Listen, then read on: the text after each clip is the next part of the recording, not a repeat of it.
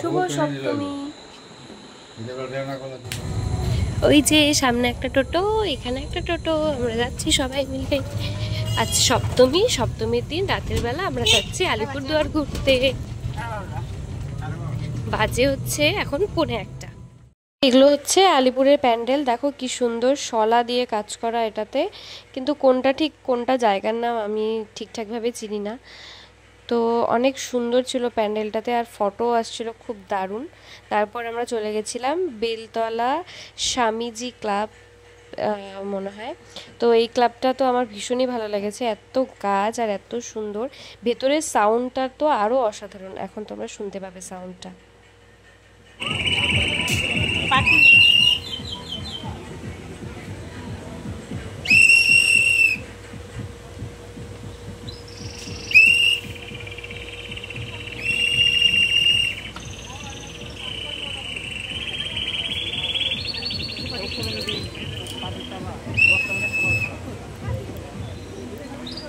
তারপর আমরা চলে আসলাম আরেকটা পূজা দেখতে, যেটা কিনা ছোটোবেলার সব রকমের জিনিস কিভাবে হারিয়ে যাচ্ছে সেই থিমের ওপর।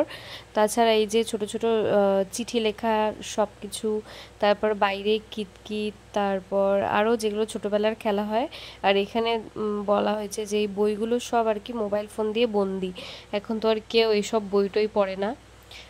আর রাস্তাটা দেখো লাইটিংয়ে এত সুন্দর আর এত ঝলমলে লাগছে, এই জন্যেই মানুষ একটা বছর পুজোর জন্য অপেক্ষা করে থাকে।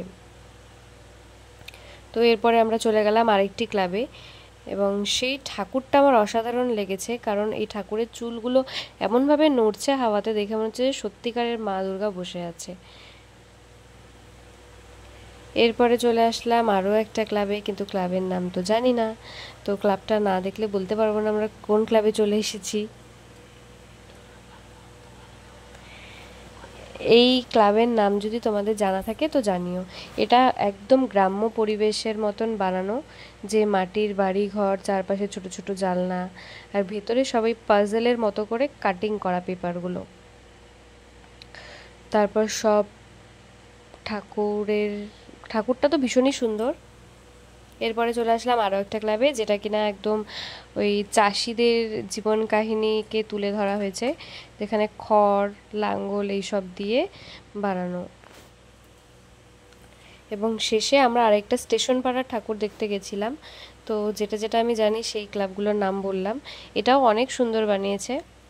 তারপর আমরা এখানে অনেক ছবি টবি তুলে আমরা চলে গেলাম। আর একটা ব্যাংককের কোনো একটা মন্দির বানিয়েছিল, এটার জায়গার নামও আমি ঠিক জানি না। তো এটা তো আরও সুন্দর, এটার ভেতরটা পুরো একদম শামুকের কাজ করা, এ দেখো ছোট ছোট শামুক ঝিনুক, যেগুলো আমরা সমুদ্রে গেলে কুড়িয়ে কুড়িয়ে নিয়ে আসি।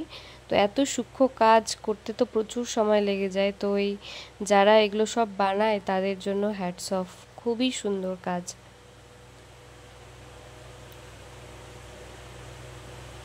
তারপর আমরা আবার অন্য জায়গায় যাচ্ছি টোটোতে করে। তার মাঝে আমার ভাইয়ের জুতো হারিয়ে গেছে, ছোট্ট ভাইয়ের ঘুমিয়ে পড়েছিল। এবং শেষে আমরা যুবসংঘ কালীবাড়ি দেখতে গেছিলাম, যেটা কিনা প্রতিবারই একটা আকর্ষণ কিছু বানায়, তো এইবারও বানিয়েছে। এটার ভেতরটাও অনেক সুন্দর ছিল, তো তোমরা দেখতে থাকো। আর এরপরে আরও আসছে অষ্টমী ও নবমীর ভিডিও, তো তোমরা সবাই লাইক কমেন্ট শেয়ার সাবস্ক্রাইব সব কিছু করে দিও, আর কমেন্টও করে দিও বেশি বেশি করে, আমার ছোট্ট পরিবার যাতে একটু বড় হয়। তো দেখতে থাকো ভেতরের কাজগুলো কেমন। তোমরা কারা কারা কোথায় কোথায় পুজো করতে গেলে অবশ্যই কমেন্ট করে জানিও।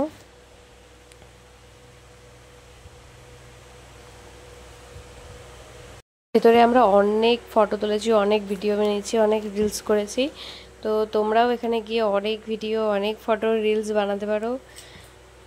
তো অতটাও ভিড় ছিল না, আমরা এর জন্য সপ্তমীর দিনই গেছিলাম, তাছাড়া অনেক রাত করে বেরিয়েছিলাম।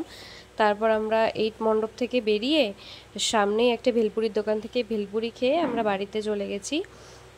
রাত হয়ে গেছিলো অনেকটাই, প্রায় 3:15 মতো এখান থেকে বেরোতে বেরোতে। তারপর সবাই ক্লান্ত, সবারই ঘুম পেয়ে গেছে প্রায়। তো এই আর কি আমাদের সপ্তমীর দিনের ঘোরাঘুরি। বাড়ি চলে আসছি পূজা ঘুরে। টাটা করে দাও তো দাদন, বলো টাটা, গুড নাইট বলো। Good night. টাটা। কয়টা বাজে বলো তো? এই যে 3:36 বাজে। Good night.